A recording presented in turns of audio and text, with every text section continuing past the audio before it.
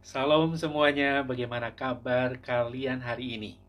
Bapak berharap terus ada sukacita, ada semangat dalam diri kalian untuk belajar dengan baik.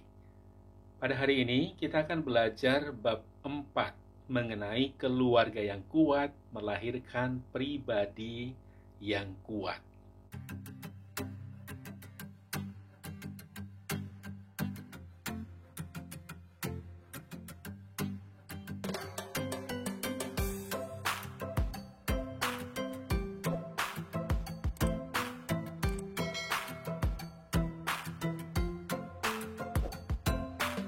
Kita berdoa, menyerahkan pelajaran kita dari awal hingga akhir, biar apa yang kita pelajari kita mengerti, dan kita kemudian diberikan kekuatan oleh Tuhan untuk melakukan firman Tuhan yang kita perhatikan, kita pelajari hari ini. Mari kita berdoa.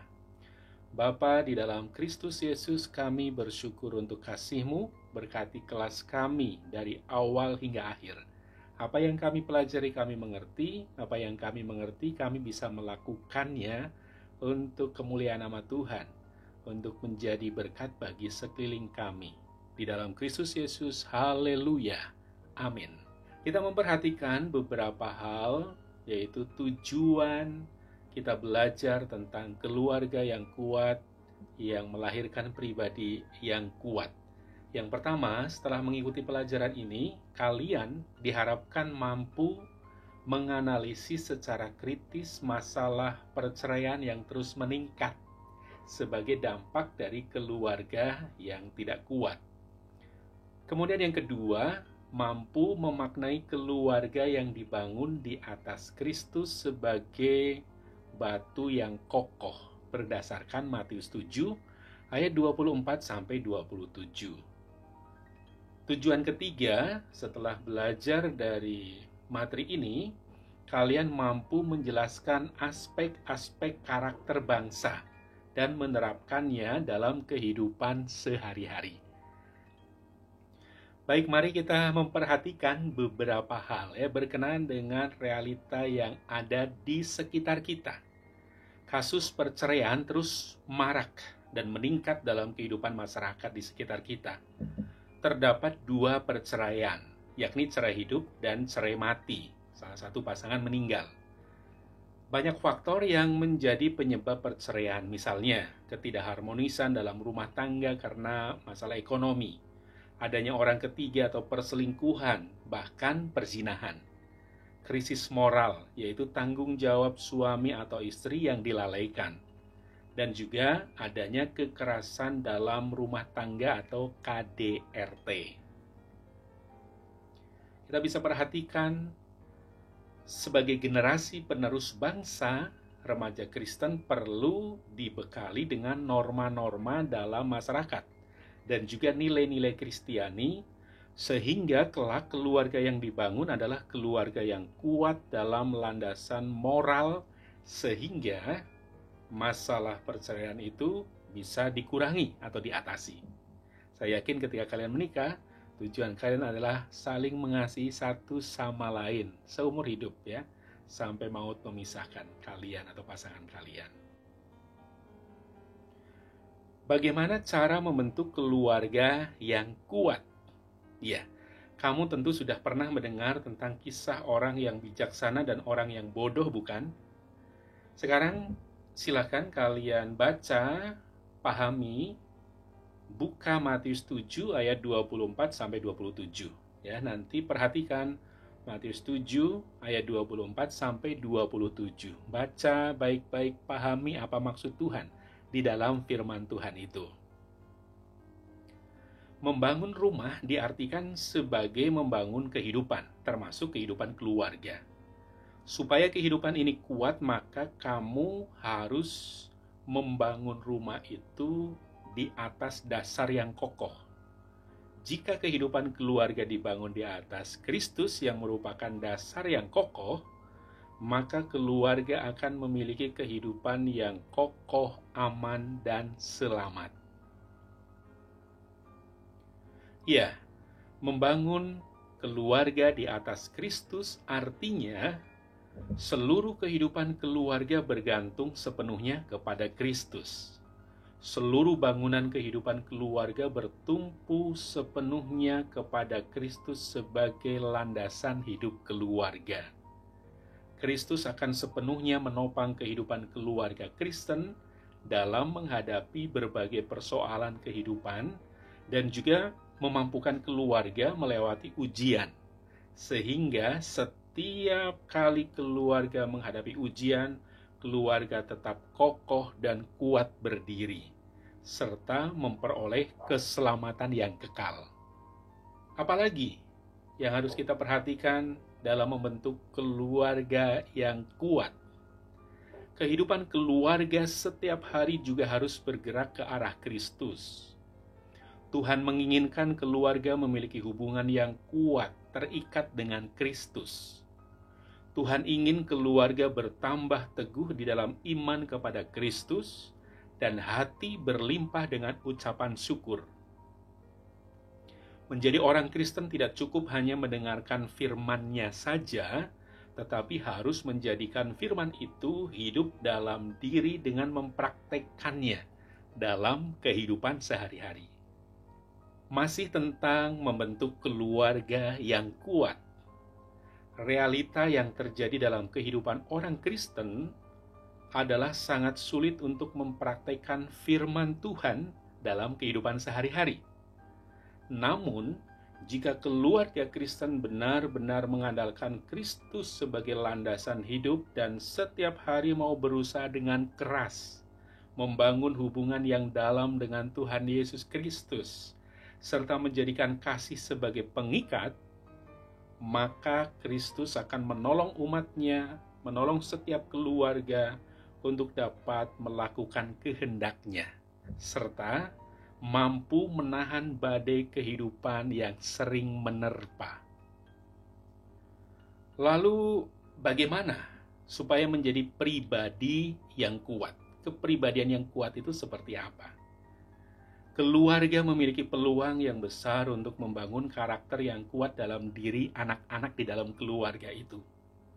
Tentunya dalam hal ini hanya keluarga yang harmonis, yang di dalamnya terdapat cinta, kasih sayang, serta integritaslah yang kemudian mampu membuat model pendidikan yang terbaik untuk anak-anak di dalam keluarga. Maka dari itu, keluarga harus mampu menjadi model pendidikan terbaik bagi anak-anak.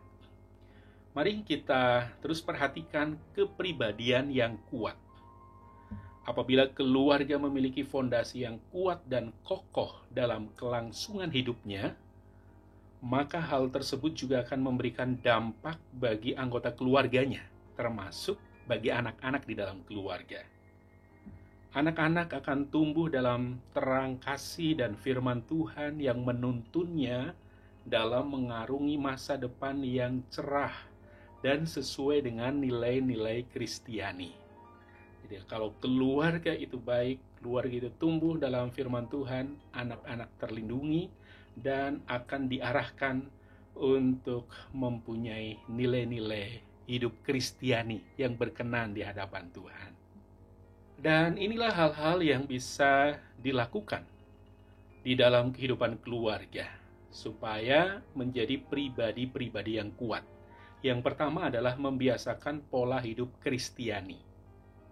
Silakan kalian baca, kemudian pahamilah Kisah Para Rasul, pasal yang kedua ayat yang ke-42. Bunyinya adalah demikian. Mereka bertekun dalam pengajaran rasul-rasul dan dalam persekutuan, dan mereka selalu berkumpul untuk memecahkan roti dan berdoa. Ada beberapa hal yang menarik untuk mengembangkan kebiasaan rohani kamu setiap hari, berdasarkan Kisah Para Rasul 2 ayat yang ke-42. Yang pertama, pribadi dan keluarga Kristen setiap hari harus bertekun dalam pengajaran rasul-rasul. Artinya apa? Setiap hari kita harus bertekun dan setia untuk membaca dan memahami Alkitab. Sudahkah kalian baca Alkitab dan merenungkannya hari ini? Kemudian, ada persekutuan bersama di dalam anggota keluarga. Ketiga, berkumpul memecahkan roti atau melakukan perjamuan kudus. Ya, ada perjamuan kudus yang dilakukan bersama dengan keluarga tentunya ketika ada ibadah ya di gedung gereja. Biasanya ada perjamuan kudus di sana.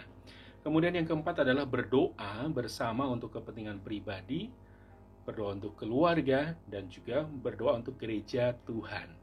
Langkah-langkah disiplin rohani dalam keluarga yang perlu dilakukan adalah untuk membiasakan kehidupan rohani, minimal kamu bisa melakukan 3 hal berbeda bersama-sama keluarga maupun secara pribadi. Yang pertama, di pagi hari, kurang lebih 10 menit beribadahlah bersama keluarga kamu. Berdoalah untuk mendengarkan firman Tuhan. Bacalah Alkitab dan renungkan ayat firman Tuhan itu. Atau ada renungan harian atau penjelasan singkat dari salah seorang atau keluarga tentang ayat yang dibaca.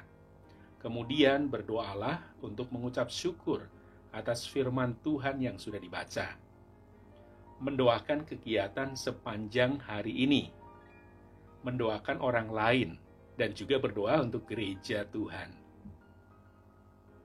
Yang kedua, di siang hari, sesudah makan siang, kamu secara pribadi dalam sikap berdoa, menghayati, dan juga menghafalkan doa Bapa Kami dan hukum kasih sebagaimana yang tertera dalam Matius 22 ayat 37 sampai ayat yang ke-39. Kemudian yang ketiga, pada malam hari sebelum atau sesudah belajar, lakukanlah pembacaan Alkitab dan refleksi terhadap apa yang terjadi pada hari itu. Silakan direnungkan apa yang terjadi hari itu ya. Kalau malam hari itu berkat Tuhan atau semua hal yang menyenangkan, yang tidak menyenangkan, kemudian refleksi diri, ambil komitmen untuk lebih setia kepada Tuhan.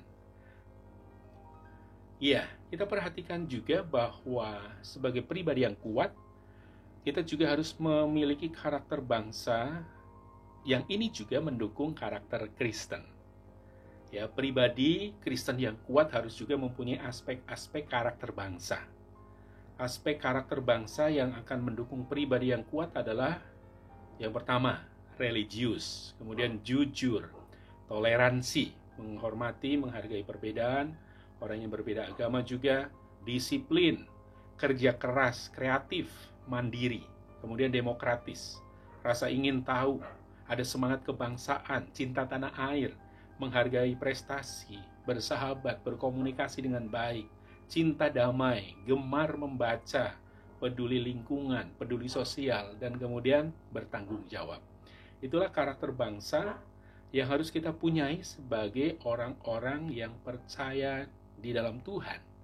Saya yakin karakter bangsa itu juga cocok dengan nilai-nilai kekristenan. Kita bisa merangkum 2 hal tentang pelajaran kita hari ini. Keluarga yang kuat melahirkan pribadi yang kuat. Yang pertama, keluarga yang kuat adalah keluarga yang dibangun dan bertumpu seutuhnya di atas Kristus, sehingga setiap persoalan yang datang dapat diselesaikan seturut dengan kehendak Tuhan dan firman-Nya.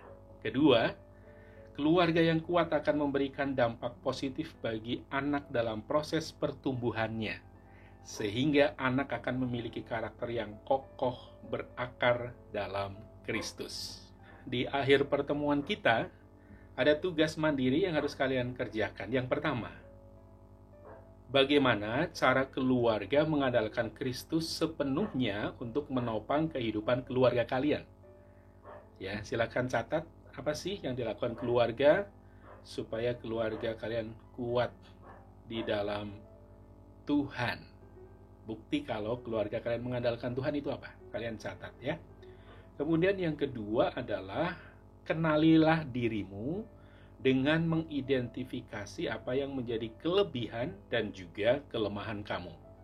Untuk menjawab pertanyaan ini atau tugas ini, silakan kalian lihat halaman 35.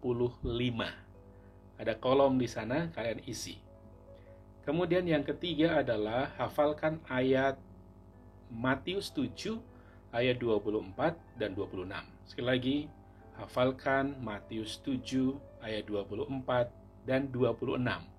Tugas-tugas ini silakan kerjakan dengan baik sesuai dengan petunjuk dan dikumpulkan pada waktu yang sudah ditentukan. Kalian bisa lihat di Google Classroom ya. Bersyukur untuk pelajaran kita hari ini. Kita akan mengakhirinya. Kita akan berdoa. Bapak akan pimpin kita dalam doa. Tuhanku, Engkau Allah yang berkuasa atas hidupku. Aku ingin berkembang sebagai remaja yang meneladanimu. Pribadi yang kuat, tangguh, sederhana, seperti hidup Tuhanku. Selalu memuliakan Tuhan, menjadi berkat dalam keluargaku. Aku ingin berkorban bagi keluargaku, sebagai tanda kasihku bagi keluarga dan Tuhanku. Arahkan masa depanku berkembang dan tumbuh bersamamu ya Tuhan. Ingin aku persembahkan masa depan bagimu Tuhanku. Haleluya. Amin. Terakhir, pesan Bapak adalah tetap ya kita ikuti protokol kesehatan. Pakai masker kalau keluar, cuci tangan dengan air yang mengalir dengan sabun atau gunakan hand sanitizer dan kemudian jaga jarak. Hindari kerumunan. Kalau memang tidak perlu, tidak penting betul, tidak usah keluar rumah. Tetap di rumah aja, belajar dengan baik. Terima kasih, Tuhan Yesus memberkati.